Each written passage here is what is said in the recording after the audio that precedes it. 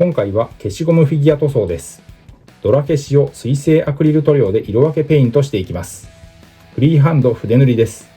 題材はドラゴンボール Z パート28のグレートサイヤマン1号です。魔人ブー編で登場した孫悟飯の変装したヒーロー姿です。ドラゴンボール Z ドラ消しパート28当時物のブックレットです。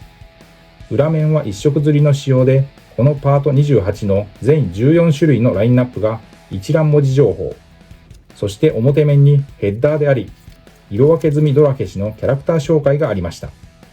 魔人ブー編のキャラクターで、このドラ消しは1995年に発売されています。先般塗装したグレートサイヤマン2号や、ご飯を吸収した魔人ブーの形態など、なかなか個性豊かなラインナップでした。孫悟飯が変装した姿で、頭部はターバン姿のもの。ヒーローのポージングです。塗装前の状態です。保管状態も問題なく、ほぼ傷も汚れもありませんでした。ペイント前フロントビューからリアビューがこちらです。次は塗装前の下処理を見ていきます。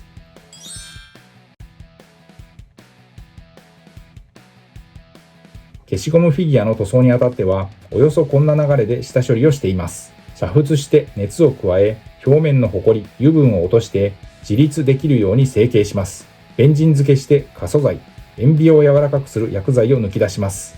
ミスタースーパークリア艶消しを表面に塗布して、マットな塗膜を下地として作っておきます。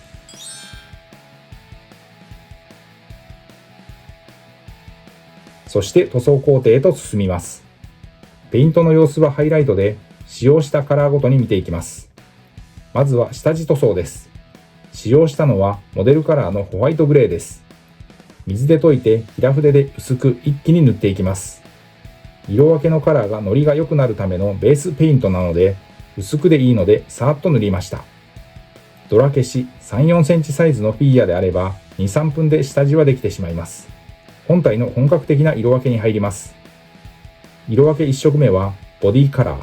モデルカラーのベーシックスキントーンをメインにしました。やや明るめでニュートラルな肌色です。様々な用途に応用できます。マントには鮮やかな赤を使いました。ゲームカラーのブラッディレッドです。鮮やかさと深みを合わせ持った濃い赤系のカラー。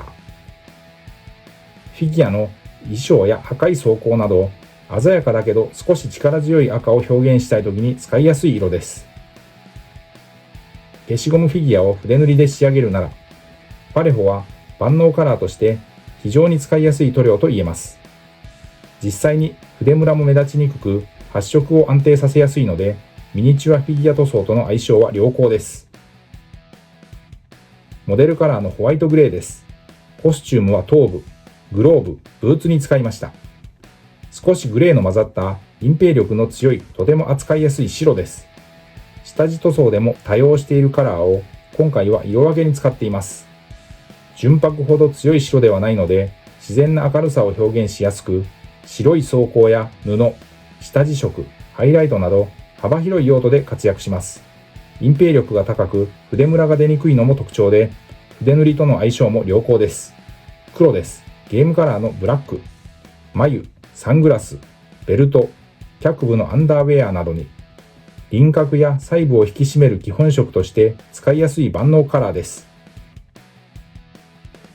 目はサングラスで覆われているデザインだったので、細かい色分けが少なく、さほど難易度は高くないペイントになりました。赤のカラーの消しゴムフィギュアなので、下地もそこそこに入念に入れました。筆は基本は模型塗装用の面装筆です。塗装に要した時間は約50分でした。途中、足、つま先にゲームカラーのゴールドイエローを使用しました。隠蔽力強めの鮮やかで明るいゴールド寄りの黄色。再びゲームカラーのブラックです。ワン部のアンダーウェアに塗りました。ウォーハンマーカラーのテクニカル、溶剤塗料のラーミアンメディウムを使って薄めながらムラにならないように塗装を重ねました。塗料を薄めながら色の濃さをできるだけ保つための透明なメディウムです。水で薄めるよりも塗料の色の成分を維持しやすいです。筆塗りで塗料の粘度を調整したいときに便利。コスチュームのメインカラーはモデルカラーのライムグリーンを使いました。黄色みを帯びた黄緑色で、一般的なライムグリーンよりも少し落ち着いた発色が特徴のカラーです。鮮やかすぎない少しくすんだ黄緑として使いやすく、昭和レトロ系のフィギュアや差し色にも合わせやすいカラーです。仕上げに装飾箇所、ホップに金色を入れました。ウォーハンマーカラーのベース、レトリビューターアーマーゴールドです。最後なので慎重に色をのせていきました。使用した塗料は水性アクリルのファレホとフォローでウォーハンマーカラーです。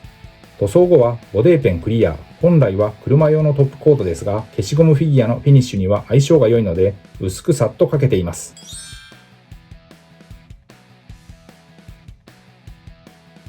色塗り後のレビューです。このパートのドラ消しは少しサイズ感が小さめに感じます。その中でも、このグレートサイヤマン1号は精密な色分け箇所などはなく、サイズ感も大きめ、ペイントは比較的楽でした。緑と赤を基調にしたビビッドながら落ち着いた仕上がりです。フロントビューからリアビューです。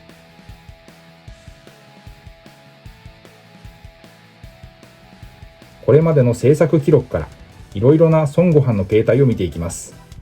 制作したフィギュアライズスタンダードシリーズからスーパーサイヤ人2の孫悟飯です。覚醒したセル戦の形態のものです。プラモデルキットですが、比較的小ぶりなサイズで造形されていました。次は魔人ブー編のアルティメット孫悟飯です。老海洋神に儀式によって潜在パワーを引き出してもらった形態です。スーパーサイヤ人とは異なるパワーアップ形態として描かれています。造形は孫悟空ら大人の戦士と同規格でした。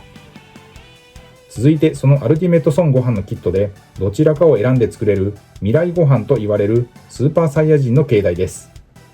トランクスにとっては単なる師匠ではなく、戦う術と希望を託してくれた大切な存在です。最後は SH フィギュアーツのキットからご飯ビーストです。映画ドラゴンボールスーパーヒーローで登場した孫悟飯が怒りによって新たな潜在能力を覚醒させた姿です。ということで今回は消しゴムフィギュア塗装、題材はドラ消し、当時物ドラゴンボール Z パート28のグレートサイヤマン1号をフリーハンド筆塗り塗装をしました。ご視聴ありがとうございました。次回の動画をお楽しみに。チャンネル登録、高評価、引き続きの応援のほどよろしくお願いします。